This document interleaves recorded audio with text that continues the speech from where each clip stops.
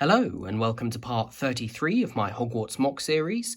Today is a little bit of a cheat video because I'm not building a new part of Hogwarts. I'm actually going to be redressing a part that I have already built, namely the Great Hall, which is just behind me here. Now, as it's October, I thought it was just about okay to start preparing for Halloween, so that is what we're going to be doing today. We are going to be turning the Great Hall into the Halloween feast.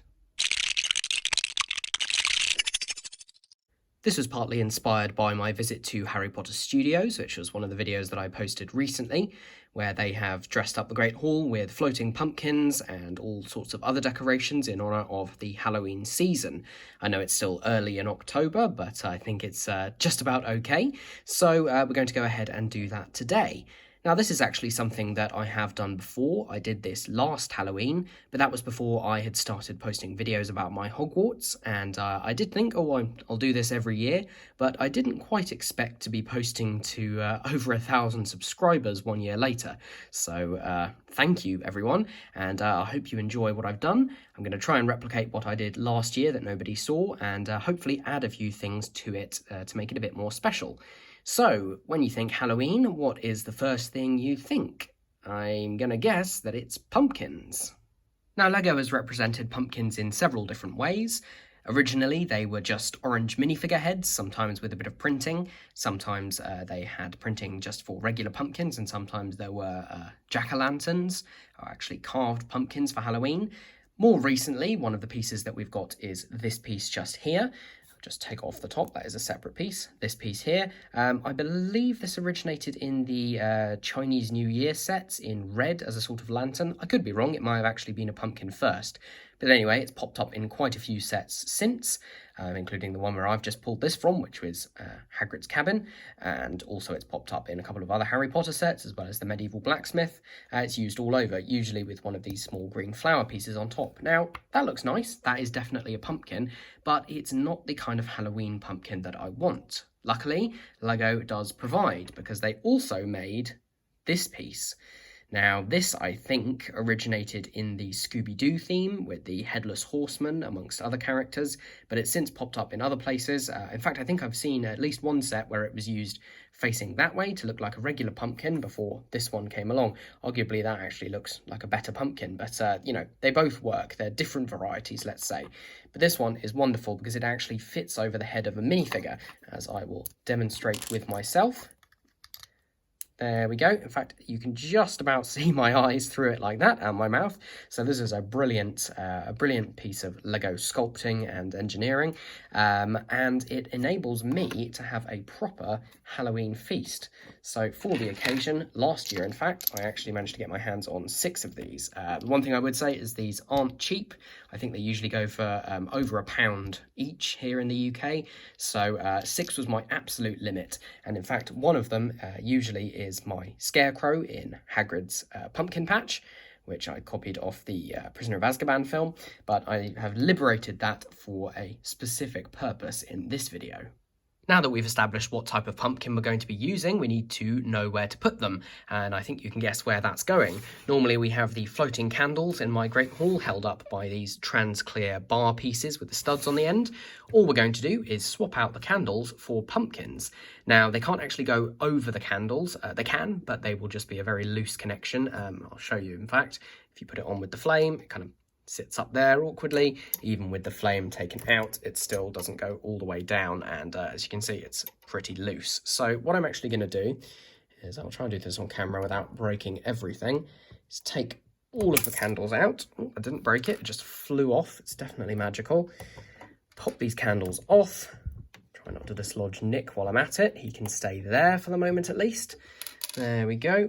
And what I will do in their place is, as well as the bar connection, which the bottom of the candle uses, there is actually a stud there. So what I'm going to do is I'm going to use some trans yellow cylinder pieces, 1x1 round bricks as they're otherwise known. I actually ran out of those, so I've got a couple of cones in the same colour. It doesn't matter, they do exactly the same job. What I'll do is just pop one of these underneath like that. Because it's meant to take a minifigure head, there is a little bit of room around the edges, but everything fits fine.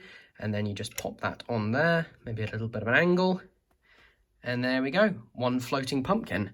So I will get the rest done and we will see how it looks. And there we go, that is 5 pumpkins in place of the 5 floating candles. I've also swapped Nick's face around to his slightly sad, or I'm not quite sure, it's not angry, it's not surprised, I'd say it's a sad face. Maybe he's not particularly appreciative of the Halloween feast as he's not allowed to join the Headless Hunt again. The reason I use those trans yellow pieces inside is that if you do manage to get any light on them, of course, Sod's Law says I won't be able to now, but particularly if you have any sort of light coming up from underneath, you'll then get that sort of glow coming through. What would be great is to put some lights in them, and that's something I might look at in the future, but for now I'm going to be happy with them just as they are. Okay, so that is step 1 of the pumpkining of the Great Hall done. Step 2, though, I have got one of these left, and I don't have any more candles to replace, so I'll give you a couple of seconds to guess and see where I'm going to put it, and then I will show you. So, anybody guessed? If you guessed down below, be honest. Okay, I'll show you. I don't know how obvious it was, but the last place I'm going to put it is the Hogwarts Architect. Now, when I did my Yule Ball scene, which I believe was in my first Great Hall video, where I showed taking it down and actually converting back to the normal Great Hall, I had a Santa hat on my Hogwarts Architect, and I figured for Halloween, why not dress him up just the same? So this actually works quite well. I'll take his fez off, remove his head, we just got to pop his beard off while we're at it, so that's just going to have to go to one side. Pop the head on, and then the pumpkin on top of it, so that's already looking really good. But then, because the fez piece actually has it's got a stud-shaped hole right at the bottom, but then you see at the top it's actually got a bar hole as well. So that fits perfectly just on top of there, and it's nice and secure. So we have the Hogwarts Pumpkitect, Archipumpkin, I don't know. People will come up with better puns than me, and we can pop him right back into the Great Hall. And I think you'll agree, he looks right at home. Back up in the ceiling among the pumpkins, we're going to use those trans clear bars for something else.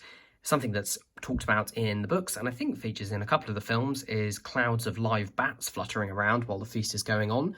Obviously, Lego does make a bat piece, so just try and get it close enough to the camera. This piece has been in use for quite a while. In fact, it's been used in loads of Harry Potter sets before. And all I'm going to do to make them fly is I'm going to use one of these bars with clips on. They actually fit into the bottom of the bats. Again, like the fez, these have got a stud and then a bar hole. Curiously, one of these actually, the bar fits further in. I'm not sure if that's a bit of a mould variation or something like that, but it doesn't matter, it works just the same. So these are going to go mostly behind the pumpkins. You can give them a little twist, makes it look like they're flying. I know the contrast against the grey roof isn't fantastic, but I will try and give you a better view. There we go. Maybe we'll try one in front of one of the pumpkins. How does that work? That look all right? Yeah, you can just about see that. And another one swooping down here. So yeah, I hope you can see those all right. Just try and get them in the light a bit more. Yeah, there we go, swooping around. Obviously, you can see the trans clear beams. You're not fooling anyone, but you've just got to pretend that they don't exist. And for variety, I thought I would put one on a slightly different attachment. All I've got here is a Technic pin with a stud on the end, fixed into one of these bars with a full 1x1 round plate on them. Pop that in there, and then I'm going to see, I've not actually tried this, so we'll try it live on air. I have a feeling it's not going to work. Try clipping that in there. No, we can put him sideways. Yeah, so we've actually got a bat sort of roosting in the rafters there, hanging upside down. Again, the black contrasting with the black isn't so fantastic, but I know he's there, and I think it's a nice little detail. Of course, the Halloween feast wouldn't be a feast at all without the actual food. I've got a few things scattered around here. It's kind of supposed to be representing breakfast, possibly. I've got these stickered cereal boxes from the Chamber of Secrets set. What I'm actually going to do is pull those off, just so we know that it's definitely the evening feast, and add a couple of other bits in. As you might be able to tell, my efforts to add some food have been a little bit rubbish, mainly because of the size of the tables. I have managed to get an enormous turkey, or a ridiculously large chicken on there. I've actually put a pineapple over there next to Draco, always gets the fancy food. But what I've really done is to swap all the faces around wherever I could. So you might be able to see Hermione, Harry, Neville. They've all got their scared faces. Ron has his too, but he's not facing us. Susan Bones has got, well, it's kind of a sad face. Crabbe and Goyle obviously have only got one face because the other side are Harry and Ron. And Draco I've had to put to an angry face because we don't really have a sad face for him. I'm just trying to sit McGonagall back down. She's not happy at sharing the limelight with Dumbledore there. The other change that you might have noticed is Professor Quirrell is no longer here. I have swapped him out for Madam Hooch. Just as another teacher who was there in the first year. And the reason for that is, in case you haven't already guessed, that I'm going to put Professor Quirrell over, let's just say, here. There we go. So, we all know what the line is. Yeah, not going to say it. You know what I mean. There's a troll in the dungeon. I said it anyway.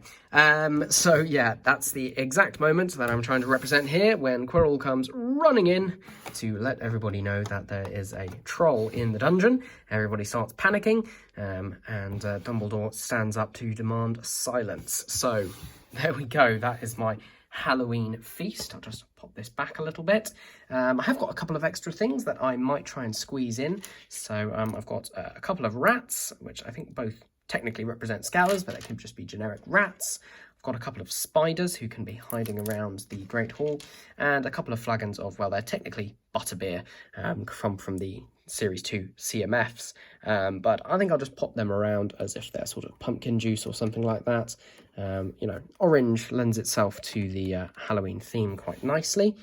And maybe a rat over here. And who knows if these are just general castle vermin, or if this is actually specially laid on vermin for the Halloween feast. Just trying not to break everything while I put stuff together. Put a spider up there, and maybe we'll just remove Quirrell and put a spider in the corner.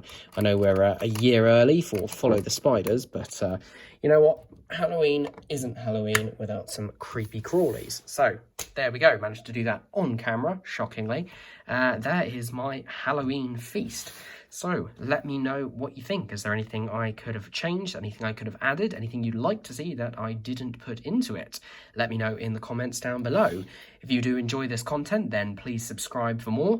Like the videos, and always comment, and I'll try my very best to get back to you. I'm so shocked about how this channel has grown, and it's continuing to grow, which makes me really, really happy. And I will try and get another Harry Potter update out to you pretty soon. So until then, have a good one. Bye.